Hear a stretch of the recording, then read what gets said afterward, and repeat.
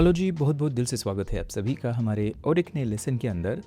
और आज के इस लेसन के अंदर ना हम डेटाबेस का सेटअप करने वाले हैं, क्योंकि हमें हमारा जो नेक्स्ट एंड पॉइंट है उसको बनाना है और उसके लिए हमें डेटाबेस की ज़रूरत होगी। तो सबसे पहले हम हमारे डेटाबेस का सेटअप करेंगे एंड उसके बाद जो है हमारा एक रियल एंड पॉइंट बनाएंगे जो डेटा को हमारे डेटाबेस के अंदर स्टोर करेगा। जब भी हम डेटाबेस का सेटअप करेंगे तो यहाँ पर हमें डेटाबेस माइग्रेशन करने की ज़रूरत होती है। माइग्रेशन एक कॉन्सेप्ट होती है प्रोडक्शन के अंदर। अब क्या होता है कि माइग्रेशन करने के बहुत सारे तरीके हैं और इंडस्ट्री के अंदर अलग अलग तरीके यूज़ किए जाते हैं। उसमें से कुछ तरीके एंटी पैटर्न्स है जो कि आपको प्रोडक्शन के अंदर नहीं करना चाहिए। आज की इस वीडियो के अंदर उन सारी चीज़ों का हम यहाँ पे डिस्कशन करेंगे और मैं आपको दिखाऊंगा कि आपको प्रोडक्शन के अंदर कौन सा तरीका डेटाबेस माइग्रेशन के लिए यूज़ करना चाहिए। तो आइए शुरू करते हैं इसको। देखिए, हमारा सेटअप जो है ये बहुत ही सिंपल है। यहाँ पर हमारे पास ये एप्लीकेशन है गो का एंड यहाँ पर एक डेटाबेस होगा और फिर हम डेटाबेस से कनेक्ट करके जो भी हमें डेटा स्टोर करना है या फिर रिट्रीव करना है वो यहाँ पर इस कनेक्शन के थ्रू हम करेंगे। यहाँ पर जो डेटाबेस हम यूज़ करने वाले हैं वो एक रिलेशनल डेटाबेस यूज़ करने वाले हैं। और रिलेशनल डेटाबेस की बारी जब भी आती है तो इसके अंदर हमारे पास माइस्क्यूएल होता है, हमारे पास एसक्यूएलाइट होता है, पोस्टग्रेस होता है और भी है। बट यहाँ पर मेजॉरिटी कंपनीज़ के अंदर अगर आप देखोगे तो ये माइस्क्यूएल या फिर पोस्टग्रेस ये दोनों में से जो है वो यूज़ किया जाता है जब भी हमें नॉर्मल एक रिलेशनल डेटाबेस चाहिए होता है। तो इसमें से आप कोई भी चूज़ कर सकते हो। हम हमारे इस एप्लीकेशन के लिए पोस्टग्रेस को यहाँ पर यूज़ करने वाले हैं। तो अभी हमें ये फिगर आउट करना है कि इस पोस्टग्रेस को अगर यहाँ पर यूज़ करेंगे जो कि एक रिलेशनल डेटाबेस है, उसको हम कैसे यहाँ पर सेटअप करें। डेटाबेस को सेटअप करने के लिए हमारे पास 2-3 ऑप्शंस होते हैं।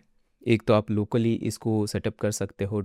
जो बेस्ट तरीका होता है वो है डॉकर कंटेनर के अंदर, या फिर आप किसी वर्चुअल मशीन के ऊपर सेम डॉकर कंटेनर को आप होस्ट कर सकते हो, वहाँ पे रन कर सकते हो और फिर जो भी कनेक्शन यूआरएल होगा उसकी मदद से आप उसको डेवलपमेंट के लिए यूज़ करते हो।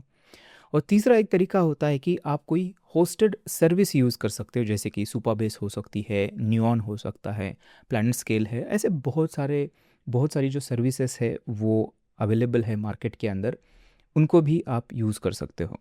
हम हमारे इस प्रोजेक्ट के लिए डेटाबेस यहाँ पर यूज़ करने वाले हैं न्यूऑन का जो पोस्टग्रेस है उसको हम यूज़ करेंगे। अब ये कोई स्पॉन्सर्ड वीडियो नहीं है, कोई पार्टनर नहीं है न्यूऑन के साथ में। मैं पर्सनली इनकी जो सर्विसेज है वो यूज़ करता हूँ अपने डेटाबेस के लिए। तो हमारे इस एप्लीकेशन के लिए भी हम न्यूऑन को ही यहाँ पर यूज़ करेंगे। ये ऐसी जो होस्टेड सर्विसेज होती है ना, उसको यूज़ करने का एक बेनिफिट हमें मिलता है कि हमें डेटाबेस को कुछ मैनेज करने की ज़रूरत नहीं है, उसकी स्केलिंग हमें मैनेज करने की ज़रूरत नहीं है। ये सारी चीज़ें हमारे लिए ये जो मैनेज्ड सर्विसेज है वो हमारे लिए करती है। तो इसलिए हम यहाँ पर ये डेटाबेस यूज़ करने वाले हैं न्यूऑन का। चलते हैं ब्राउज़र के अंदर। यहाँ पर न्यूऑन की वेबसाइट है, यहाँ पर आप जाइए और यहाँ से आपको साइन अप करना है अगर आपने नहीं किया है तो। मैंने ऑलरेडी साइन अप किया है तो मैं जल्दी से लॉगिन करता हूँ एंड यहाँ पर कुछ डैशबोर्ड आपका ऐसे दिखेगा। यहाँ पर सबसे पहले आपको क्या करना है, यहाँ पर न्यू प्रोजेक्ट क्रिएट करना है एंड यहाँ पर कुछ प्रोजेक्ट का नाम आपको देना है। तो हमारे केस में ये है OLX API, ऐसे कुछ नाम देते हैं इसको। एंड पोस्टग्रेस का वर्जन यहाँ पे चूज़ कर सकते हो जो कि 18 है, यहाँ पर यही डिफ़ॉल्ट हम चूज़ करेंगे। एंड रीजन आप चूज़ कर सकते हो कि कहाँ पे ये जो है हमें होस्ट करना है। तो जो भी डिफ़ॉल्ट है उसको ही हम ऐसे रखेंगे। ये न्यूऑन ऑथ यहाँ पर एनेबल नहीं करेंगे, इसकी अभी हमें ज़रूरत नहीं है। आप देख सकते हो users and sessions are stored directly in your database, you can also enable it later in project setting. इसके बारे में हम बाद में देखेंगे। फ़िलहाल के लिए हम यहाँ पर कुछ ऐसा सिंपल सा जो सेटअप है वो करेंगे। क्रिएट करते हैं इसको एंड क्रिएट करने के बाद यहाँ पे कुछ ऐसा आपका जो डैशबोर्ड है वो दिखेगा। और हाँ, बाय द वे ये मैंने मिस कर दिया। आप शायद सोच रहे होंगे कि क्या ये सर्विसेज फ्री होती है कि हमें पे करना पड़ेगा। तो क्विकली चलते हैं वापस यहाँ पर एंड यहाँ पर प्राइसिंग के ऊपर चलते हैं एंड यहाँ पर आप देख सकते हो कि एक फ्री वाला प्लान भी यहाँ पर एग्जिस्ट करता है जहाँ पे आप 100 प्रोजेक्ट्स बना सकते हो, जो कि मोर देन इनफ है। इसके अंदर कुछ लिमिटेशंस ज़रूर होते हैं, लेकिन मुझे लगता है कि जो हम ऐसे प्रोजेक्ट डेवलपमेंट के अंदर जो है उसको डेफिनेटली हम यूज़ कर सकते हैं, या फिर साइड प्रोजेक्ट्स अगर आपके हैं तो इतना जो है ना लिमिट, ये मोर देन इनफ होता है। तो हम जो प्लान यूज़ करेंगे ये फ्री वाला प्लान ही यूज़ करेंगे। और अगर कोई आपका सीरियस प्रोजेक्ट होगा जहाँ पे आपको एक्चुअली स्केल की ज़रूरत है, पावरफुल मशीन आपको चाहिए, तो वहाँ पे आप जाके जो है इसको अपग्रेड कर सकते हो। ठीक है, वापस आते हैं। अब यहाँ पर देखना, यहाँ पर हमारा जो डेटाबेस है वो रेडी है। स्टोरेज कितना अवेलेबल है? 0.5 GB, जो कि थोड़ा कम है बट इट्स ओके, हमारे लिए मोर देन इनफ है। एंड कंप्यूट कितना है ये भी इसके अंदर सारी चीज़ें आपको दिखेगी। ओके, अभी डेटाबेस हमारा क्रिएट हो चुका है। ये पोस्टग्रेस डेटाबेस जो है हमारे लिए यहाँ पर होस्ट किया गया है अभी। ओके, अब क्या करना है? अब हमें ये फिगर आउट करना है कि कैसे इस डेटाबेस को हम हमारे एप्लीकेशन के अंदर लाके कनेक्ट कर सकते हैं ताकि हम इससे कम्युनिकेट कर पाए। सो अभी उस पोस्टग्रेस को यहाँ पर इंटीग्रेट करने से पहले कुछ चीज़ें यहाँ पर हमें समझने की बहुत ज़्यादा ज़रूरत है। देखिए, हमारे कोड के अंदर ना, यहाँ से हम हमारे डेटाबेस को कनेक्ट करेंगे कोड के अंदर। अब डेटाबेस को कनेक्ट करने के लिए यहाँ पर एक चीज़ हमें चाहिए होगी जिसको हम बोलते हैं ड्राइवर। इसका मतलब हमारे एप्लीकेशन के अंदर, हमारे कोड के अंदर हम एक ड्राइवर, जो कि एक तरह से ये डेटाबेस का क्लाइंट है, और ये हमारे लिए डेटाबेस से कनेक्शन करना या फिर डेटाबेस से कम्युनिकेट करना, ये सारी चीज़ें हम इसके थ्रू करते हैं। तो एक यहाँ पर ड्राइवर हमें चाहिए होगा इस एप्लीकेशन के अंदर। अब ड्राइवर की बात आती है तो गोलैंग के अंदर कोई इनबिल्ट ड्राइवर ऐसे नहीं है। हमें जो एक्सटर्नल लाइब्रेरी है ड्राइवर के लिए वो यहाँ पर यूज़ करनी पड़ती है पोस्टग्रेस के लिए। सो कौन से ऑप्शंस अवेलेबल है उसको जल्दी से देख लेते हैं। सो पोस्टग्रेस के अंदर जब भी ड्राइवर्स की बारी आती है तो हमारे पास इंडस्ट्री के अंदर 2-3 बहुत ही पॉपुलर जो ड्राइवर्स है वो है जो इंडस्ट्री के अंदर यूज़ किए जाते हैं। पहला जो है वो है libpq, और यहाँ पर ये इसकी गिटहब रिपोजिटरी है, आप देख सकते हो /lib/pq go Postgres SQL driver for database SQL. ये डेटाबेस एसक्यूएल क्या है इसके बारे में मैं थोड़ा सा आगे जाके आपको बताऊंगा, बट ये एक पोस्टग्रेस एसक्यूएल का ड्राइवर है जो कि गोलैंग के कोड के अंदर हम यूज़ करते हैं। अब इसके अलावा और एक है जो कि है जैक्सी pgx। देखिए, ये इसकी रिपोजिटरी है जैक्सी pgx। अब ये भी बहुत पॉपुलर है, Postgres SQL driver and toolkit for go. अब ये ड्राइवर भी है और इसके अंदर एडिशनल फीचर्स, आपको एक टूलकिट भी मिलता है जो कि बहुत ही पावरफुल है। अब ये ये दो जो है ना, ये सबसे ज़्यादा पॉपुलर है और सबसे ज़्यादा यूज़ होने वाले हैं। हम यहाँ पे जो यूज़ करेंगे वो ये वाला यूज़ करने वाले हैं pgx, और इसका रीज़न ये है कि आप देख सकते हो यहाँ पे ये ज़्यादा, यहाँ पे डेवलपमेंट उसकी ज़्यादा मेंटेन मुझे ये लगता है यहाँ पर। हालांकि ये थोड़ा सा नया है उससे, वो जो हमने ये वाला देखा था libpq, ये पुराना है, लेकिन यहाँ पर 2 महीने पहले लास्ट कमिट था। यहाँ पे अगर देखोगे तो 4 दिन पहले था, तो ये भी है। और परफॉर्मेंस वाइज भी ये जो pgx है ये बेटर है। इसके अंदर जो हमें टूल किट्स मिलते हैं, जो कनेक्शन पूल्स मिलते हैं, ये थोड़े से बेटर यहाँ पर हैं, इसलिए हम क्या करेंगे, इसको यूज़ करेंगे। सो देखिए, ड्राइवर के बारे में हमने डिस्कस किया कि हम यहाँ पे pgx जो है वो यहाँ पर यूज़ करेंगे। अब देखना, ये जो कोड है ना, ये डायरेक्टली इस तरह से हम ड्राइवर को कॉल नहीं करते हैं। हम क्या करते हैं, यहाँ पे और एक चीज़ यूज़ करते हैं जिसको हम बोलते हैं इंटरफेस। देखिए, यहाँ पे ये हमारा इंटरफेस है, और फिर हमारा ये जो कोड है ये इस इंटरफेस को यूज़ करता है, ना कि डायरेक्टली ड्राइवर को। अब शायद आप सोच रहे होंगे कि ऐसा क्यों, हम डायरेक्टली ड्राइवर को कॉल कर सकते हैं, यूज़ कर सकते हैं। ये इसलिए ऐसा होता है क्योंकि हम जब भी सॉफ्टवेयर लिखते हैं तो इसके अंदर हम एक चीज़ यहाँ पर ध्यान रखते हैं कि अगर जो भी कोड है, अगर फ्यूचर में हमें उसको मॉडिफाई करने की ज़रूरत पड़ी, फॉर एग्जांपल ये डेटाबेस अभी हम पोस्टग्रेस यूज़ कर रहे हैं और फ्यूचर में हम चाहते हैं कि हमें MySQL यूज़ करना है या फिर SQLite यूज़ करना है, तो यहाँ पर जो सारा कोड है, अगर डायरेक्टली ड्राइवर यूज़ करेंगे तो सारा कोड हमें चेंज करना पड़ेगा, क्योंकि वो पोस्टग्रेस स्पेसिफिक हमने कोड लिखा हुआ है या फिर MySQL स्पेसिफिक कोड लिखा हुआ है। लेकिन यहाँ पर इससे बचने के लिए हम क्या करते हैं, इंटरफेस, एक कॉमन इंटरफेस यूज़ करते हैं, और ये जो ड्राइवर्स होते हैं ना, वो उन इंटरफेस का इम्प्लीमेंटेशन होता है। इसका मतलब अगर आज पोस्टग्रेस है और कल मुझे यहाँ पर MySQL यूज़ करना है, तो मैं जस्ट ड्राइवर यहाँ पर चेंज करूँगा, PGX की जगह जो भी MySQL का ड्राइवर होता है वो यहाँ पे मैं डालूँगा, और यहाँ पर क्या हो जाएगा, ये जो ड्राइवर होगा ना, ये इस इंटरफेस को ऑलरेडी इम्प्लीमेंट कर रहा है। इसकी वजह से आपको कोड के अंदर कोई चेंजेस नहीं करने पड़ेंगे, या फिर बहुत ही मिनिमल चेंजेस जो है वो करने पड़ेंगे। ये बेनिफिट है, इसलिए हम यहाँ पर इंटरफेस यूज़ करते हैं। और ये इंटरफेस मतलब और कुछ नहीं है, इसके ऊपर हमें कुछ कॉमन मेथड्स मिलती है, जैसे हमें कनेक्ट करने के लिए या फिर हमें क्वेरी करने के लिए, क्वेरी एग्जीक्यूट करने के लिए, ये कॉमन मेथड्स आपको इस इंटरफेस के ऊपर मिलती है। अब गोलैंग के अंदर ना, ये जो इंटरफेस है ये हमें इनबिल्ट मिलता है। गोलैंग के अंदर आप ये डेटाबेस स्लैश SQL जो हमने गिट के ऊपर भी देखा था, ये चीज़ एक इनबिल्ट है स्टैंडर्ड लाइब्रेरी के अंदर। ये जो है ना, ये हमारा एक्चुअली ये इंटरफेस है। अब बहुत बार कन्फ्यूजन ये रहता है कि हम सोचते हैं कि हमें डेटाबेस SQL जो इनबिल्ट है वो यूज़ करना है, फिर ये PGX क्यों चाहिए, है ना, ये ऐसा थोड़ा कन्फ्यूजन रहता है। तो अभी ये सारी चीज़ें आपके लिए क्लियर हो जाएगी। जो इनबिल्ट है गो के अंदर डेटाबेस स्लैश SQL, वो है इंटरफेस, जो कि एक कॉमन मेथड्स हमें प्रोवाइड करता है। लेकिन अगर कोई डेटाबेस को हमें यूज़ करना है, तो उस डेटाबेस को यूज़ करने के लिए कुछ पर्टिकुलर ड्राइवर हमें यहाँ पर यूज़ करना पड़ता है। हमारे केस में पोस्टग्रेस के साथ काम करने के लिए यहाँ पे PGX हम यूज़ कर रहे हैं, और ये जो ड्राइवर्स होते हैं ये इसी इंटरफेस का एक इम्प्लीमेंटेशन होता है।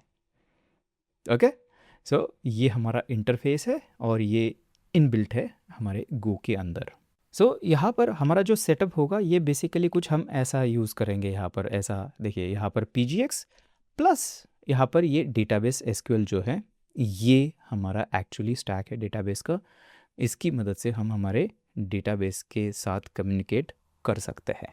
और बाय द वे, ये जो PGX हम यूज़ कर रहे हैं ना, ये इसलिए भी हम यूज़ कर रहे हैं क्योंकि ये पोस्टग्रेस के अंदर जो टाइप्स है, डेटा टाइप्स है ना, जो UUID हो सकता है, या फिर आपका जो टेक्स्ट है, या फिर जो भी नंबर टाइप्स है, JSON भी है, HStore है, तो इनका जो टाइप सपोर्ट है ये PGX के अंदर हमें बहुत बढ़िया सा मिलता है। तो हम बहुत ही अच्छा जो कोड है वो हम यहाँ पर गो के अंदर लिख सकते हैं। तो ये भी एक रीज़न है कि PGX को हमने यहाँ पर चूज़ किया है। अब ये तो हम आगे जाके देखेंगे कि कोड के अंदर कैसे ये हमें बेनिफिट देता है, बट हाँ, फ़िलहाल के लिए इतनी चीज़ें हमारे लिए अभी क्लियर है कि इस तरह से हमारा सेटअप होने वाला है। अभी सबसे पहले चलते हैं और PGX को कैसे इंस्टॉल करना है वो देखते हैं। सो यहाँ पर अगर हम आएंगे तो आप देखना, यहाँ पे इसको इस तरह से हम पैकेज को इंपोर्ट करते हैं, एंड देन pgx.connect करने के लिए उसके बाद इस तरह से कनेक्शन के ऊपर क्वेरी रो इस तरह से हम करते हैं। बट यहाँ पे जो APIs यूज़ हो रही है ना, ये PGX की नेटिव APIs यूज़ हो रही है। अगर आपका डिसीजन पक्का है कि हम फ्यूचर में पोस्टग्रेस ही यूज़ करेंगे इस एप्लीकेशन के अंदर, और कोई भी ऐसा प्लान नहीं है कि उसको MySQL के अंदर कन्वर्ट करना है बाद में जाके, या फिर SQLite यूज़ करना है, तो बेशक आप ये जो PGX का जो नेटिव APIs है जो कि पोस्टग्रेस स्पेसिफिक है, और बहुत सारा पावर ये आपको देती है, अगर नेटिव APIs आप यूज़ करोगे तो ये आप यूज़ कर सकते हो। बट हम इस प्रोजेक्ट के अंदर जो यूज़ करने वाले हैं वो इंटरफेस के साथ में यूज़ करने वाले हैं, जो हमें फ्रीडम देगा बाद में डेटाबेस स्विच करने का। तो उसके लिए यहाँ पे वो चीज़ ज़्यादा डॉक्यूमेंटेड नहीं है, लेकिन बहुत सारे कोड बेसेस के अंदर मैंने देखा हुआ है कि क्या किया जाता है ना, एक पैकेज यूज़ किया जाता है यहाँ पे, यही इसी रिपोजिटरी के अंदर का ही ये पैकेज है stdlib नाम से।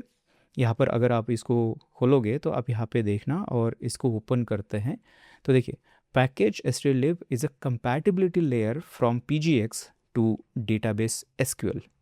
इसके बारे में हम बात कर रहे थे कि हमें हमारा डेटाबेस SQL जो इंटरफेस है उससे कंपैटिबल जो है वो APIs चाहिए, जो कि ये वाली है।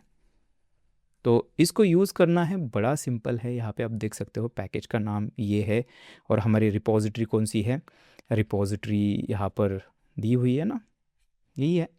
ये हमारा रिपॉजिटरी है और यही हमारा इंपोर्ट पाथ है। बस हमें इसके आगे वो जो stdlib है वो स्लैश करके लगाना पड़ेगा, तो ये पैकेज जो है वो यूज़ हो जाएगा यहाँ पर।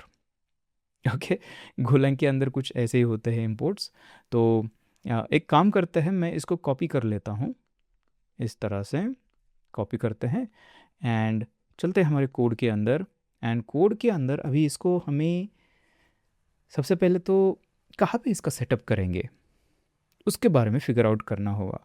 हमने देखा था कि CMD के अंदर हम main.go रखते हैं और इसके अंदर सिर्फ वायरिंग का काम होता है, मतलब सारी चीज़ें वायरिंग। लेकिन जो खुद लॉजिक होता है, जैसे कि हमारे केस में डेटाबेस को कनेक्ट करने का भी लॉजिक हो सकता है, उसकी रिट्राइज वगैरह हैंडल करने हैं, पूल वगैरह हो सकता है, तो उसका लॉजिक हो सकता है। तो वो हमारा एक तरह से इंटरनल इम्प्लीमेंटेशन है। तो हम क्या करेंगे, हमारी ये प्रैक्टिस यूज़ करेंगे जैसे कॉन्फ़िग के लिए किया था, हैंडलर्स के लिए किया था। हम यहाँ पे इंटरनल के अंदर एक पैकेज बनाएंगे, उसको DB या फिर डेटाबेस आप नाम दे सकते हो, मैं DB यहाँ पर शॉर्ट रखेंगे। एंड इसके अंदर db.go ऐसी एक फ़ाइल बनाएंगे। पैकेज देखिए, ये DB पैकेज है हमारा। एंड इस पैकेज के अंदर हमारा जो डेटाबेस का कनेक्शन है और उससे रिलेटेड सारी जो चीज़ें हैं वो इस पैकेज के अंदर हम रखेंगे। अभी यहाँ पर सबसे पहले हम क्या करेंगे, हम डेटाबेस के अंदर सबसे पहला काम क्या करते हैं, कनेक्ट करना। तो हमारे इस पैकेज के अंदर एक ऐसी पब्लिक मेथड होनी चाहिए जो जिसको हम कॉल करके डेटाबेस को कनेक्ट करें। तो आपने सही गेस किया है, यहाँ पर कनेक्ट नाम की मेथड हम बनाएंगे। तो ये कनेक्ट नाम की मेथड हमारी बन गई और इसको हमने एक्सपोर्ट किया है। देखिए C यहाँ पर कैपिटल है ना, एक्सपोर्ट किया है ताकि दूसरे पैकेजेस, मेन हो गया या फिर माइग्रेशन जहाँ से करेंगे वहाँ पर ये कनेक्ट को इंपोर्ट करके कॉल कर पाए। तो इस तरह से कनेक्ट मेथड। अब ये कनेक्ट मेथड जो है ना, इसके अंदर कनेक्ट करने के लिए डेटाबेस का URL हमें चाहिए होता है ना, जो कनेक्शन स्ट्रिंग होती है। तो उसको हम यहाँ पे रिसीव करेंगे, तो इसको नाम देते हैं डेटाबेस URL, ऐसा कुछ नाम देते हैं। एंड ये टाइप स्ट्रिंग होगा। अब ये फंक्शन रिटर्न क्या करेगी, क्या रिटर्न करना चाहिए इसने, आपको क्या लगता है? सबसे पहली चीज़ तो मुझे ये लग रही है कि यहाँ पर हम जो डेटाबेस है, जो भी कनेक्शन होगा वो रिटर्न हमें करना पड़ेगा। तो वो हमारा होता है SQL।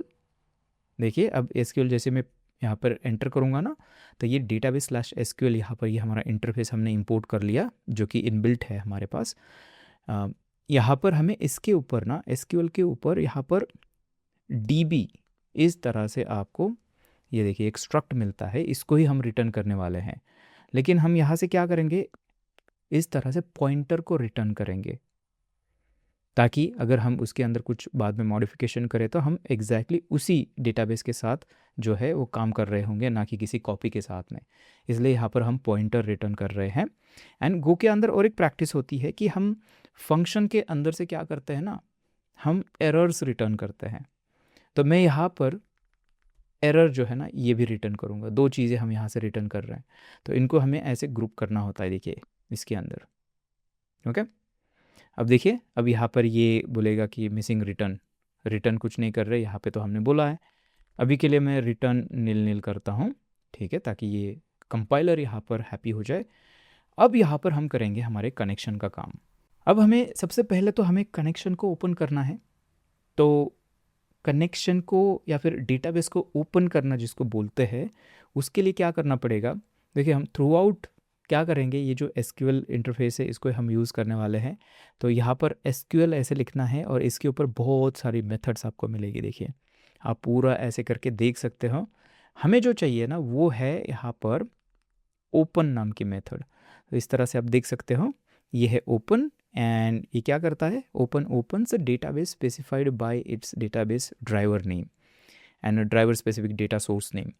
इसका मतलब हम इस तरह से हमारे डेटाबेस को ओपन कर सकते हैं। ओके, अब देखिए यहाँ पर हमें क्या देना है, इसके अंदर ड्राइवर नेम देना है। तो हमारे केस में कौन सा ड्राइवर है हमारे पास, हम PGX यूज़ करने वाले हैं। तो यहाँ पे मैंने ड्राइवर नेम दे दिया। एंड यहाँ पर सेकेंड जो पैरामीटर होता है वो होता है डेटाबेस सोर्स नेम, मतलब हमारा जो डेटाबेस का URL है। अब ये URL कहाँ से आएगा वो भी हम देखेंगे, बट ये सेकेंड पैरामीटर हमें इस तरह से पास करना होता है। अब देखना, ये ओपन जो है ना ये क्या रिटर्न करता है, ये एग्जैक्टली वही चीज़ रिटर्न करता है जो हम इस फंक्शन से रिटर्न कर रहे हैं। देखिए SQL dB pointer and error return कर रहा है। बट हम क्या करेंगे, इसको हमें हैंडल भी करना है यहाँ पर। तो हम यहाँ पर सबसे पहले दोनों को रिसीव करते हैं, डीबी एंड यहाँ पे एरर, इस तरह से करते हैं। एंड यहाँ पर चेक लगाएंगे, इफ़ एर नॉट इक्वल टू नील, इसका मतलब अगर एरर आ गया तो हम क्या करेंगे, रिटर्न करेंगे। एंड अगर एरर आती है तो यहाँ पर देखिए दो चीज़ें रिटर्न करनी है ना हमें। यस, गो के अंदर हम ऐसे मल्टीपल रिटर्न्स कर सकते हैं। सो दो चीज़ें रिटर्न करनी है, तो पहली क्या चीज़ है, डीबी। लेकिन एरर आ गई, इसका मतलब उसकी जगह यहाँ पे हम इस पॉइंटर की जगह नील रिटर्न करेंगे। एरर आ गई ना, अभी तो है नहीं वो, तो यहाँ पर नील कर दिया। एंड जो एरर है, ये एरर यहाँ से हम रिटर्न कर सकते हैं। तो यहाँ पर डायरेक्टली ऐसे भी आप कर सकते हो, लेकिन एक बेस्ट प्रैक्टिस होती है कि आप एरर को रैप करते हो। अब ये रैप करना मतलब क्या होता है, तो रैप करना मतलब और कुछ नहीं, एक तरह से आप ऐसा समझ लो कि आप एडिशनल इन्फॉर्मेशन एरर के अंदर ऐड करते हो। तो यहाँ पर कैसे करते हैं, हमें बेसिकली एफएमटी पैकेज जो है ना हमारा फॉर्मेट करने वाला, इसको हम इंपोर्ट करेंगे। एंड इसके ऊपर ना एक मेथड है error F, formatted error. And इसके अंदर अगर आप देखोगे तो फॉर्मेट हमें पास करना है, मतलब क्या रिटर्न करना है। तो यहाँ पे मैं बोलूँगा एक पैटर्न यहाँ पर हम यूज़ करेंगे। यहाँ पर हम एक तरह से लोकेशन बताते हैं कि कहाँ पे ये एरर आई है। तो हमारे केस में ये एसक्यूएल इंटरफेस जो है उसको यूज़ करने के टाइम आई है, sql.open। तो मैं इसको यहाँ पे लिखूँगा इस तरह से, sql.open। एंड उसके बाद यहाँ पर हमें एरर को पास करना है, तो हमें इस तरह से w हम देते हैं, ताकि हम ये जो एरर है उसको डायरेक्टली यहाँ पर इस तरह से पास कर पाए। यहाँ पे अगर ये एरर जो है वो स्ट्रिंग होती थी तो यहाँ पे हमें s करना पड़ता था, राइट। ये ऑलरेडी पता है हमें, इस तरह से फॉर्मेटिंग हम करते हैं। अगर नंबर होता तो d करते थे हम इस तरह से। लेकिन हमारे केस में ये एक एरर है, देखिए एरर इंटरफेस है। बाय द वे एरर जो होता है ना, एक इंटरफेस होता है, देखिए, है ना। तो उसको करने के लिए हमें यहाँ पे %w, तो क्या हो जाएगा, यहाँ पे ये कॉन्कैटिनेट हो जाएगा और फॉर्मेट होके हम इसको रिटर्न कर रहे हैं। ओके, अब ये हो गया। अब उसके बाद हमें क्या करना है, यहाँ पर हमें देखिए एक तरह से डीबी हमारा रेडी है। तो मैं एक काम करता हूँ, यहाँ पे डीबी लिखता हूँ, ठीक है। अगर एरर नहीं है तो हम यहाँ तक पहुँच जाएंगे। तो मैं बोलूँगा कि डीबी को हम रिटर्न कर रहे हैं, क्योंकि देखिए ना वही रिटर्न हो रहा है ना, डीबी एक पॉइंटर है, एग्जैक्टली वो चीज़ रिटर्न हो रही है जो हम रिटर्न कर रहे हैं हमारे इस फंक्शन से। एंड यहाँ तक पहुँचे मतलब कोई एरर नहीं है अभी, तो एरर की जगह हम नील पास कर रहे हैं। तो एक तरह से ये सिंपल सा जो है डेटाबेस ओपन हमने यहाँ पर इस तरह से कर दिया। अब ये बहुत बढ़िया है, लेकिन इसके अंदर एक प्रॉब्लम है, उसको सबसे पहले थोड़ा सा डिस्कस करते हैं। अभी यहाँ पे प्रॉब्लम ये है कि शायद आपको लग रहा होगा कि ये जो ओपन है ना, ये एसक्यूएल डीबी, ये एक्चुअली क्या है, कनेक्शन है। और यही कन्फ्यूजन है, ये कनेक्शन नहीं होता है। ये जो हमें रिटर्न हो रहा है ना, ये एक डेटाबेस कनेक्शन पूल हमें रिटर्न करता है। तो यहाँ पे देखना, database specified by database driver, database name and connection pool information. Okay, यहाँ पे हम अगर थोड़ा सा अगर देखेंगे ना, तो ये देखिए, maintains its own pool of idle connection. ये एक डेटाबेस पूल है। अभी डेटाबेस पूल क्या है, इसके ऊपर मैंने एक बहुत ही डिटेल वीडियो बनाया है, आप यहाँ पे देख लेना, या फिर मैं डिस्क्रिप्शन के अंदर इसके लिंक आपको दे दूँगा। मैं हाईली आपको रिकमेंड करूँगा कि वो वीडियो आप देखें, तो सारा कन्फ्यूजन आपका दूर हो जाएगा। तो पूल मतलब क्या होता है कि हम कुछ डेटाबेस के जो कनेक्शंस है, 3 4 5 6 जितने भी है आपको रखने हैं, उतने कनेक्शन पहले ही बना के हम स्टोर करके रखते हैं। एंड देन जब भी डेटाबेस की क्वेरी हम करेंगे हमारे एप्लीकेशन के अंदर, तो वो क्वेरी के लिए नया कनेक्शन ओपन नहीं किया जाएगा, वो सिर्फ उसी पूल के अंदर जो भी अवेलेबल कनेक्शन है वहाँ से लिया जाएगा, क्वेरी को किया जाएगा, और क्वेरी होने के बाद वो जो कनेक्शन है वापस उस पूल के अंदर वापस किया जाएगा। तो इससे फ़ायदा ये होता है कि आप अनलिमिटेड कनेक्शन पोस्टग्रेस के अंदर ओपन नहीं करते हो। ये सबसे बड़ा बेनिफिट है, क्योंकि क्या होता है कि पोस्टग्रेस के अंदर एक कनेक्शन ओपन करना मतलब एक नई प्रोसेस को क्रिएट करना होता है। तो अगर हमारे एप्लीकेशन से अंदर से अगर हम बहुत सारे कनेक्शन क्रिएट करेंगे, तो पोस्टग्रेस का जो रिसोर्सेस है पोस्टग्रेस के सर्वर के, वो बहुत ही ज़्यादा हमारे कंज्यूम हो जाएंगे और आपका डेटाबेस जो है वो स्लो हो जाएगा। ठीक है, ये वीडियो देखना आप, पूल के ऊपर जो बनाया है उसके ऊपर पूरा डिटेलिंग की हुई है। यहाँ पर हमें बस इतना समझना है कि ये जो ओपन है ना, ये हमारा कनेक्शन पूल है, और कनेक्शन पूल है इसका मतलब ये कनेक्शन अभी तक नहीं है, कनेक्शन हम बाद में करेंगे। तो पूल जो है ना, पूल को यहाँ पर हमें कॉन्फ़िगर करना होता है, नहीं तो जो डिफ़ॉल्ट ऑप्शंस है ये लेता है, और ये डिफ़ॉल्ट ऑप्शन बिल्कुल सेंसिबल नहीं है, आपके एप्लीकेशन का जो परफॉर्मेंस है एकदम ख़राब कर सकते हैं। मैं आपको दिखाता हूँ कैसे। देखिए, ये जो डीबी है, डीबी के ऊपर अगर आप देखोगे तो यहाँ पर बहुत सारे ऑप्शंस, अगेन आपको मेथड्स यहाँ पे और प्रॉपर्टीज़ बहुत सारी चीज़ें मिलेगी। इसके अंदर ना एक चीज़ है, देखिए सेट अगर लिखोगे ना तो यहाँ पर आप देखना सेट मैक्स ओपन कनेक्शन, ये एक चीज़ है। इसको अगर हम देखेंगे तो अब देखना क्या लिखा हुआ है यहाँ पर। Set max open connection sets the maximum number of open connections to the database. तो एक तरह से हम बोल रहे हैं कि एकदम हमें क्वेरी करने के लिए नया कनेक्शन ओपन नहीं करना है, जो कि अच्छा नहीं होता है। हम यहाँ पे कैप करेंगे इसको। तो लेट्स से कि मैंने बोला कि 25 मैक्स कनेक्शन 25 ही करने हैं। अगर उतने ख़त्म हो जाते हैं कनेक्शंस तो जो क्वेरी आएगी थोड़ा सा वेट कर लेगी, और जैसे ही कोई कनेक्शन फ्री हो जाएगा फिर उसकी मदद से क्वेरी करेगी। ये अच्छा होता है, आपके एप्लीकेशन का परफॉर्मेंस इससे बेटर हो जाता है, और पोस्टग्रेस के ऊपर आपका जो लोड है वो स्टेबल रहता है। ओके, उसके बाद नहीं, उससे पहले ये समझते हैं कि ये ज़रूरी क्यों है ऐसे सेट करना। तो देखिए, यहाँ पर सेट मैक्स ओपन कनेक्शन जो है ना, यहाँ पे थोड़ा सा देखना आप, इसका डिफ़ॉल्ट क्या है। ये देखिए यहाँ पे पढ़िए, द डिफ़ॉल्ट इज़ 0, और 0 का मतलब होता है अनलिमिटेड। इसका मतलब अगर ये हम ऐड नहीं करेंगे लाइन, तो डिफ़ॉल्ट ये 0 ले लेगा। इसका मतलब हर एक क्वेरी के लिए एक नया कनेक्शन ओपन किया जाएगा। अगेन वही प्रॉब्लम हो जाएगा, हमारे डेटाबेस का परफॉर्मेंस पूरा डिग्रेड हो जाएगा। तो इसके लिए हमने इसको सेट किया है। अब यहाँ पे और एक चीज़ होती है, सेट मैक्स आइडल कनेक्शंस। इसका मतलब हमें पूल के अंदर कितने आइडल कनेक्शंस रखने हैं।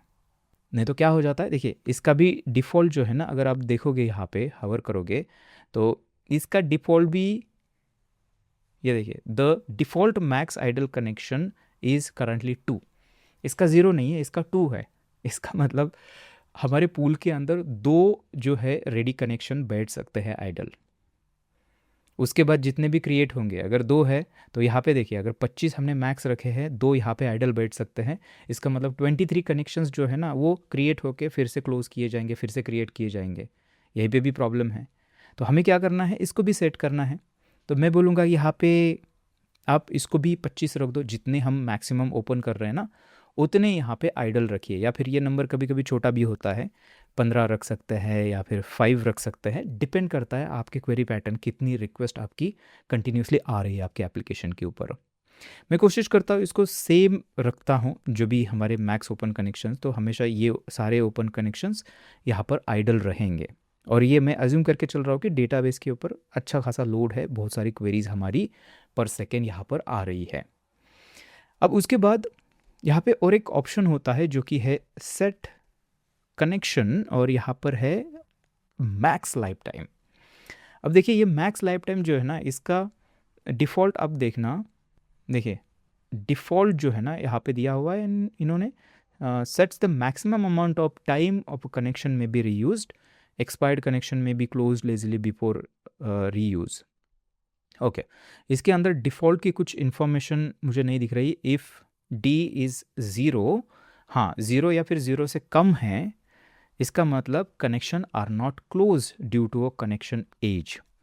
क्या मतलब है इसका, देखिए यहाँ पर ये जो है ना, ये ड्यूरेशन, ये एक इंटीजर ही है बेसिकली। आपका ड्यूरेशन जो होता है ना, ये एक इंट 64 ही होता है। तो गोलैंग के अंदर ना एक कॉन्सेप्ट है कॉल्ड ज़ीरो वैल्यूज़। इसका मतलब अगर किसी वेरिएबल को अगर आप कोई वैल्यू असाइन नहीं करते हो तो वो एक डिफ़ॉल्ट वैल्यू ले लेता है। अब ये अगर इंटीजर टाइप का है तो उसकी डिफ़ॉल्ट वैल्यू होती है 0, स्ट्रिंग है तो एम्प्टी स्ट्रिंग। इस तरह से ऑटोमेटिक डिफ़ॉल्ट वैल्यू आती है, जैसे जावास्क्रिप्ट के अंदर अनडिफाइन आता है ना, सेट हो जाता है अगर किसी को असाइन नहीं करते हैं वेरिएबल को वैल्यू। तो ऐसा यहाँ पे ज़ीरो सेट होगा क्योंकि ये इंटीजर टाइप का है, और ज़ीरो का मतलब होता है, यहाँ पे हमने देखा था ना, ज़ीरो या फिर लेस देन ज़ीरो, इसका मतलब होता है ये कनेक्शन क्लोज ही नहीं किया जाता है, जो कि प्रॉब्लमेटिक है। हमें ऐसा नहीं करना है कि कोई कनेक्शन अटका हुआ है लाइफ टाइम के लिए, है ना, हमें क्लोज़ भी करना होता है। अगर यूज़ नहीं हो रहे कनेक्शंस तो उनको क्लोज़ भी करना होता है। तो यहाँ पे हम लाइफ टाइम दे सकते हैं कितना, मैं बोलूँगा मे बी 5 मिनट का रखते हैं। अगर 5 मिनट तक कोई कनेक्शन बैठा हुआ है, यूज़ नहीं हो रहा है, तो यहाँ पे 5 टाइम पैकेज को हम यूज़ करके उसके ऊपर मिनट जो है ना वो कॉल कर सकते हैं, तो ये 5 मिनट हो जाएंगे। ओके। अब ये जो है ना, ये यहाँ पर ऐसी प्रैक्टिसेस है, बहुत बार ट्यूटोरियल्स के अंदर इसको इग्नोर किया जाता है। एंड अगर इसको इग्नोर करेंगे तो हमने ऑलरेडी देखा है कि क्या प्रॉब्लम्स जो है प्रोडक्शन के अंदर हो सकते हैं, आपके डेटाबेस का परफॉर्मेंस डाउन हो सकता है। इसको आपको कभी भूलना नहीं है, ठीक है। ये जो नंबर्स होते हैं ये 25 एग्जैक्टली आपके यूज़ केस के लिए सेम नहीं रहेगा, ये चेंज हो सकते हैं। आपको उसके लिए खुद टेस्ट करके देखना पड़ेगा आपका वर्कलोड जो है, और उसके हिसाब से आप यहाँ पे डिसाइड करते हो। ये वीडियो देखना, इसके अंदर मैंने उसका फॉर्मूला भी बताया हुआ है कि कितना ये नंबर रखना चाहिए, कैसे उसको कैलकुलेट कर सकते हैं। तो उस वीडियो को देखोगे तो सारा जो कन्फ्यूजन है वो आपका क्लियर हो जाएगा। अब ये कनेक्शन पूल का प्रॉब्लम सॉल्व हो गया। अब यहाँ पे और एक दिक्कत है, देखिए ये जो ओपन है ना, ये कोई कनेक्शन ओपन नहीं करता या फिर डेटाबेस कनेक्टेड है या नहीं है वो भी ये चेक नहीं करता है। लेकिन हम गो के अंदर एक प्रैक्टिस यूज़ करते हैं, सिर्फ गो के अंदर नहीं, किसी भी बैकएंड के अंदर, कि एक होता है ना कि फेल फास्ट। ये एक आपने सुना होगा पैटर्न, फेल फास्ट। अगर कोई भी चीज़ अगर हमारी चल नहीं रही है तो जितना जल्दी हो सके उतना हम फेल हो जाए, मतलब एप्लीकेशन को वहीं पे क्रैश करें। और ख़ास करके डेटाबेस, अगर डेटाबेस रेडी नहीं है कनेक्शन उसका, तो हम आगे एप्लीकेशन स्टार्ट करके करें क्या। तो फेल फास्ट पैटर्न यहाँ पर हम यूज़ करेंगे। एंड उसके लिए जस्ट हम क्या कर सकते हैं, एक डीबी के ऊपर ना, देखिए डीबी के ऊपर यहाँ पर एक चीज़ आती है कॉन्टेक्स्ट या फिर पिंग कॉन्टेक्स्ट। हाँ, ping context. Ping context verifies a connection to the database is still alive, establishing a connection if necessary. तो ये क्या करता है, ये एक्चुअली आपका कनेक्शन चेक करता है कि अलाइव है या नहीं है। अगर नहीं है तो वो इस्टेब्लिश करता है नया कनेक्शन। ओके। सो ये जो है ना, ये यहाँ पे और एक चीज़ रिसीव करता है, देखिए कॉन्टेक्स्ट नाम के। अब ये कॉन्टेक्स्ट के ऊपर हमारा एक डेडिकेटेड एपिसोड होगा आगे, अभी के लिए हमें इसके अंदर नहीं जाना है। बट इतना चीज़ हम समझ लेते हैं कि इस कॉन्टेक्स्ट के थ्रू हम कुछ डेटा सेंड कर सकते हैं। फॉर एग्जांपल यहाँ पर जैसे हम पिंग करेंगे कॉन्टेक्स्ट, तो इसको थोड़ा टाइम देंगे हम, कि ये जो पिंग है ना वो चलती रहनी चाहिए कुछ टाइम तक। अगर इतने टाइम तक कोई हमें जो है सक्सेस नहीं मिलता है, तो यहाँ से रिटर्न जो है एरर रिटर्न करो। कैसे, मैं आपको करके दिखाता हूँ। सबसे पहले यहाँ पर ना, यहाँ पर हमें एक टाइमर क्रिएट करना है, और टाइमर क्रिएट करने के लिए हम कॉन्टेक्स्ट का यूज़ करते हैं। ठीक है, अभी के लिए कॉन्टेक्स्ट को आप बस इतना ही समझना, हम इसके ऊपर एकदम डीप डाइव करने वाले हैं थोड़ा सा आगे जाके, एक डेडिकेटेड एपिसोड होगा इसके ऊपर। बट अभी के लिए जस्ट हमें ऐसा करना है, देखिए कॉन्टेक्स्ट और एंटर करते हैं तो ये इंपोर्ट हो जाएगा कॉन्टेक्स्ट। ये एक स्टैंडर्ड लाइब्रेरी का ही पार्ट है। तो कॉन्टेक्स्ट इस तरह से हमने कर दिया। एंड इसके ऊपर ना बहुत सारे ऑप्शंस हमें मिलते हैं। यहाँ पर हमें टाइमर लगाना है, तो विथ टाइम आउट इस तरह से एक मेथड कॉल करेंगे। एंड इसके अंदर हमें क्या करना है, इसके अंदर एक पेरेंट कॉन्टेक्स्ट पास करनी होती है। पेरेंट कॉन्टेक्स्ट तो यहाँ पर नहीं है हमारे पास, तो हम क्या करेंगे, क्रिएट करेंगे एक नई कॉन्टेक्स्ट। वो कैसे करते हैं, वो हम ऐसे करते हैं, देखिए कॉन्टेक्स्ट एंड यहाँ पर लिखते हैं बैकग्राउंड। एंड इसके अंदर कुछ पास करना है, नहीं कुछ पास नहीं करना है। आप देख सकते हो ये जो बैकग्राउंड होता है एक एम्प्टी कॉन्टेक्स्ट रिटर्न करता है, एक तरह से ये रूट है। ठीक है, एम्प्टी कॉन्टेक्स्ट। एंड फिर उस एम्प्टी कॉन्टेक्स्ट के ऊपर हम बाकी की जो नई नई कॉन्टेक्स्ट है, टाइम आउट है, डेटा सेंड करना है, वो ऐड करते जाते हैं। तो एक तरह से चेन है ये। ठीक है, अब यहाँ पर ना हमें सेकेंड पैरामीटर जो विथ टाइम आउट है इसके अंदर देना है कि कितना टाइम आउट है, कितना ड्यूरेशन तक हमें करना है ये टाइम आउट। ओके, सो यहाँ पे टाइम आउट में बोलूँगा कि 5 सेकेंड तक वेट करेंगे। अगर कनेक्शन नहीं हो जाता है तो टाइम आउट ये ट्रिगर हो जाएगा। सो 5 टाइम डॉट सेकेंड। ओके, ये जो अभी है विद टाइम आउट, ये हमारा 5 सेकेंड का है। 5 सेकेंड तक अगर 5 सेकेंड के बाद ये ऑटोमेटिकली ट्रिगर होने वाला है यहाँ पर, ठीक है, टाइम आउट हो जाएगा। तो हम एक काम करते हैं, इसको CTX के अंदर स्टोर करते हैं, और क्या रिटर्न करता है ये एक बार देख लेते हैं। देखिए हवर करते हैं तो अब देखना यहाँ पे क्या रिटर्न हो रहा है। यहाँ पे रिटर्न हो रहा है context and context cancel function. Okay, JavaScript के अंदर अगर आपने अबाउट कंट्रोलर्स देखे हुए हैं तो ये कुछ सिमिलर तरीके से काम करता है, ठीक है। सो कॉन्टेक्स्ट एंड कैंसल फंक्शन यहाँ पर हमें मिल रही है। अब यहाँ पर ना गो के अंदर हम ये जो कैंसल है ना इसको तुरंत डिफ़र कर लेते हैं। देखिए डिफ़र ऐसे करते हैं एंड यहाँ पे जो कैंसिल है उसको कॉल करेंगे। इसका मतलब क्या हो जाएगा कि ये फंक्शन जो है ये एग्ज़िट करेंगे हम, कुछ भी एरर आती है तो ये डिफ़र कॉल होने वाला है, तो ये अटके नहीं रहेगा, ये इसको हम कैंसिल कर रहे हैं डिफ़र के अंदर, ठीक है। पहले ही कॉल कर देते हैं। मैं अज्यूम करके चल रहा हूँ कि आपको डिफ़र फंक्शन क्या होती है गो के अंदर पता है, नहीं है तो ये वीडियो आप देखना, इसके ऊपर डिटेल हमने एक वीडियो बनाया है, ठीक है। सो यहाँ पर अब क्या करना है हमें, अब हमारे पास यहाँ पे कॉन्टेक्स्ट है और कैंसिल फंक्शन है। तो मैं यहाँ पर ना देखिए ये पिंग कॉन्टेक्स्ट है, इसके अंदर ये कॉन्टेक्स्ट पास करूँगा। इस कॉन्टेक्स्ट के अंदर क्या जा रहा है, इस कॉन्टेक्स्ट के अंदर जा रहा है हमारा time out. Okay, time out अब हमारा जा रहा है जो कि हमारा 5 सेकेंड के बाद क्या होने वाला है, टाइम आउट होने वाला है। ओके, सो यहाँ पर अब हमें क्या करना है, इसके ये क्या रिटर्न करता है, देखिए ये एरर रिटर्न करता है। अब ये एरर जो है ना ये कभी रिटर्न होगी अगर कनेक्शन के अंदर कुछ दिक्कत आती है तो। सो यहाँ पे एरर को मैं ऐसे रिसीव कर लेता हूँ एंड यहाँ पे इस तरह से सेमीकोलन दे के मैं बोलूँगा एरर नॉट इक्वल टू नील। अगर ऐसा है इसका मतलब हमारा कनेक्शन के अंदर कुछ दिक्कत हो गई 5 सेकेंड से पहले, ठीक है। 5 सेकेंड के बाद अगर होती है तो मतलब ये अटका नहीं रहेगा, 5 सेकेंड तक वेट करेगा। इसका मतलब 5 सेकेंड से पहले ही कुछ एरर आ चुकी है, तो मैं यहाँ पे करूँगा रिटर्न। क्या रिटर्न करते हैं हम फंक्शन से, फिर से देखना, DB pointer and error. Error आ गई इसका मतलब DB पॉइंटर हो गया नील, और एरर जो है इसको हम क्या करेंगे, फिर से करेंगे रैप, और रैप करने के लिए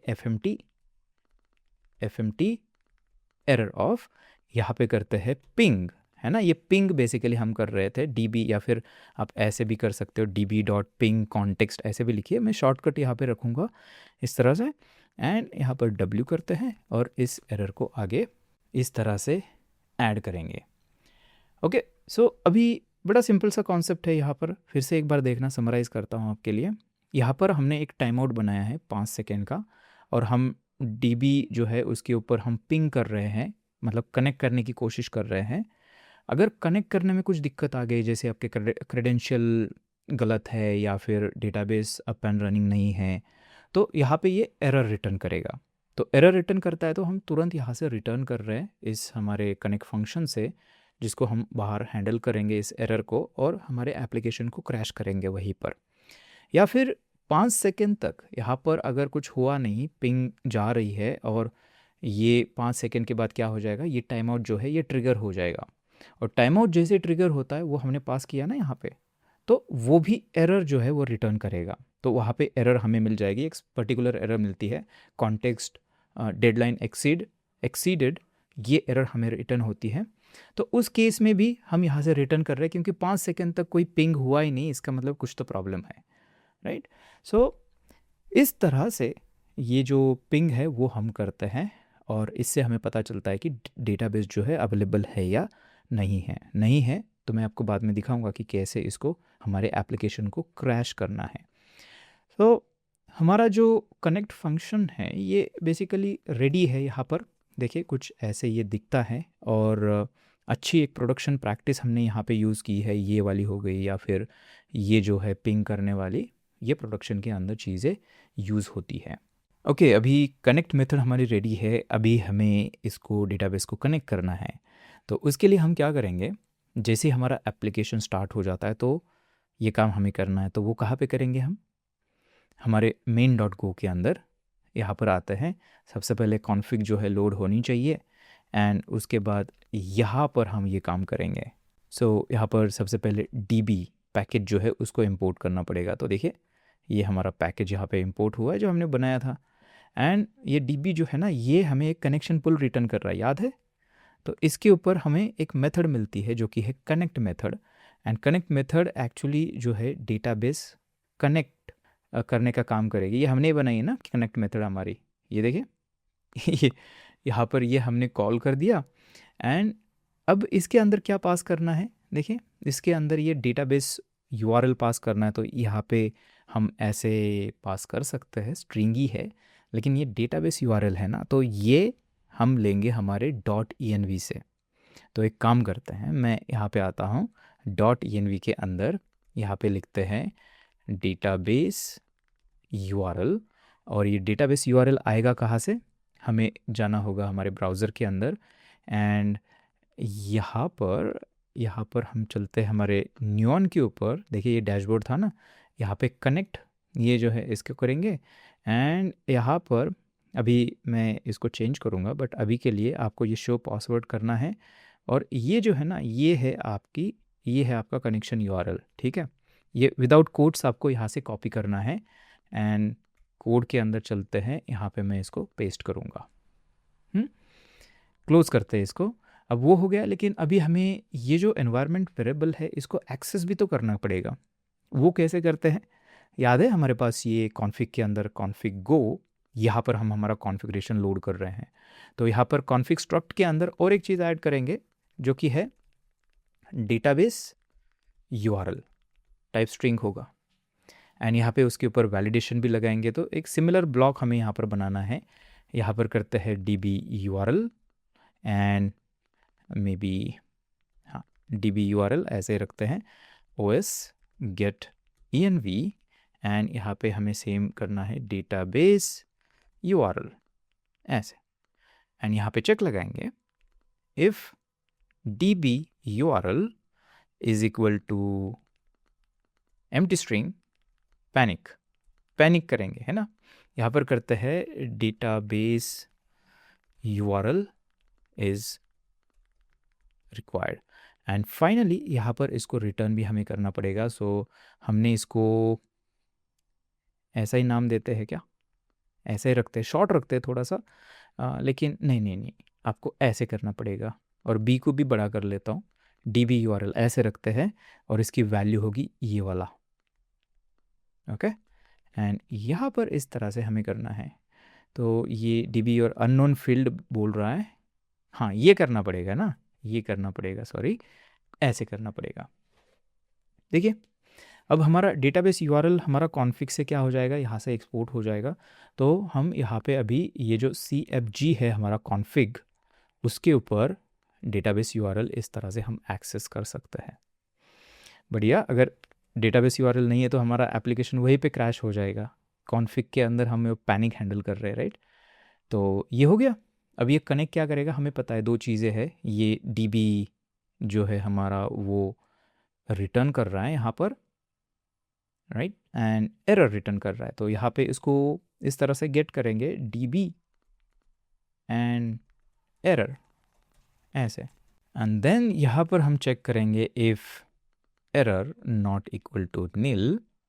यहाँ से हमें क्या करना है, कुछ लॉग करेंगे, फेटल एफ करते हैं ताकि हमारा एप्लीकेशन भी यहाँ पे ही क्रैश कर दे हम, एंड यहाँ पर कुछ लिखेंगे मे बी मेन, और यहाँ पे करते हैं db कनेक्ट, है ना। यहाँ पे एरर आई है तो मैं ऐसे करता हूँ, एंड यहाँ पे w या फिर v भी कर सकते हो बाय द वे आप, इस तरह से अगर आपको स्ट्रक्ट वगैरह कुछ प्रिंट करना है तो इस तरह से आप कर सकते हो।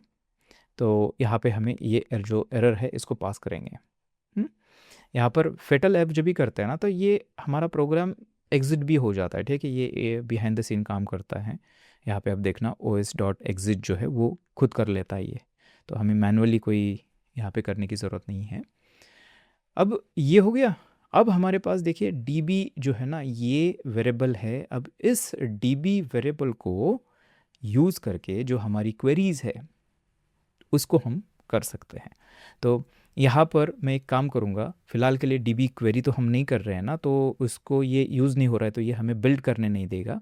तो हम ऐसे करते हैं अंडरस्कोर। गो के अंदर एक कन्वेंशन होता है कि आप अगर कोई वेरिएबल यूज़ नहीं हो रहा है ना तो उसको अंडरस्कोर लिखिए, तो कंपाइलर आपका कंप्लेंट नहीं करेगा, आप उस एप्लीकेशन को बिल्ड कर पाओगे।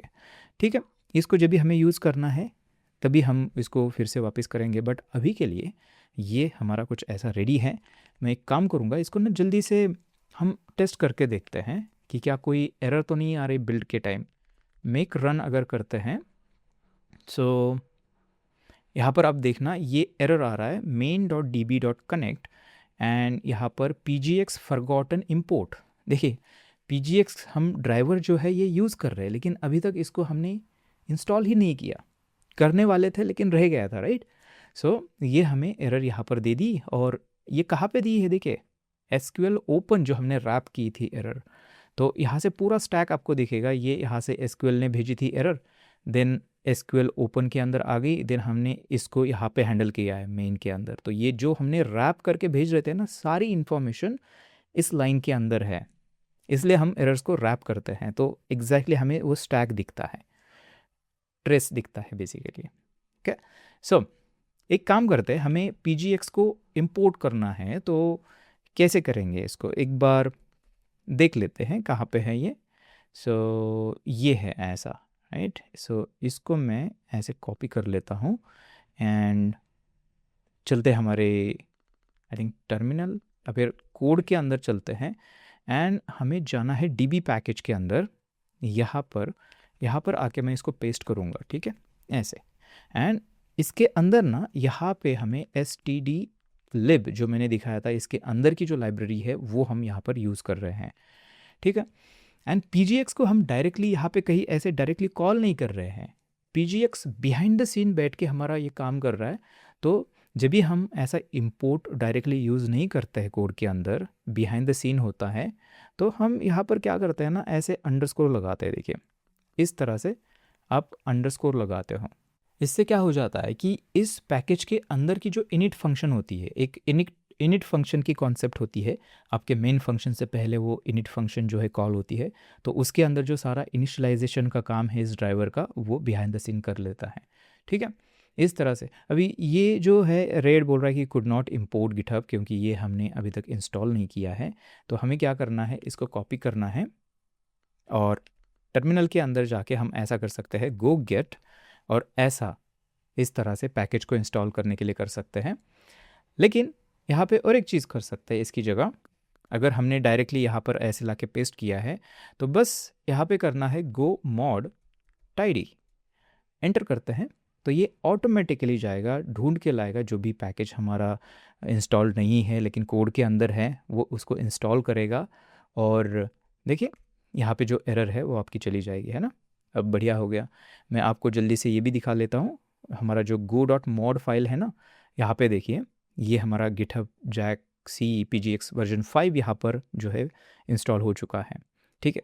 सो गो गेट करने के लिए प्रॉब्ली हमें ये करना पड़ता था विदाउट stdlib, ठीक है। बट ये गो मॉड टाइडी वाला जो है ना, ये मुझे बेटर लगता है क्योंकि वो सारी चीज़ें हमारे लिए इंपोर्ट इंस्टॉल सब चीज़ें कर लेता है। ओके, सो सेव करते हैं इसको और चलते हैं टर्मिनल के अंदर और यहाँ पे करते हैं मेक रन एंड होपफुली यहाँ पर अभी ये कनेक्शन हो रहा है, ठीक है। मे बी इसके लिए थोड़ा सा टाइम लग रहा है। देखिए कनेक्शन हो गया, यहाँ पे स्टार्टिंग OLX सर्वर, कोई भी पैनिक नहीं आया है, इसका मतलब डेटाबेस का कनेक्शन हमारा हो चुका है। इसको थोड़ा सा ना इम्प्रूव करने के लिए मैं एक काम करता हूँ, यहाँ पे एक लॉग डालते हैं। तो कुछ यहाँ पे नहीं, सॉरी यहाँ पे नहीं, मेन के अंदर लॉग डालते हैं, जैसे हमने ये वाला किया हुआ है ना, इसको ही कॉपी कर लेते हैं एंड यहाँ पर मे बी जैसे कनेक्शन हो जाएगा यहाँ पर कर लेते हैं डेटाबेस, ओके ऐसे। देखिए उसके बाद ये स्टार्टिंग OLX सर्वर हम लॉक कर रहे हैं। अब चलते हैं वापस एंड मेक रन, ये देखिए database connected, starting OLX server, बढ़िया। इसको हम चेक करके भी देख सकते हैं कि क्या अगर हम पास नहीं करेंगे तो क्या हो जाएगा, राइट। सबसे पहले तो .env से मैं हटा कर दिखाता हूँ आपको। ये अगर मैं कट कर देता हूँ, सेव करते हैं, यहाँ पर चलते हैं, मेक रन करते हैं, तो यहाँ पे ये पैनिक हो जाएगा हमारे कॉन्फ़िग पैकेज के अंदर। Database URL is required. अगर मैं डेटाबेस यूआरएल डालता हूँ लेकिन इसके अंदर कोई टाइपो कर लेते हैं, ठीक है, एक चीज़ पासवर्ड के अंदर से कुछ चीज़ हटा दी मैंने, तो अभी क्या हो जाएगा देखते हैं यहाँ पर।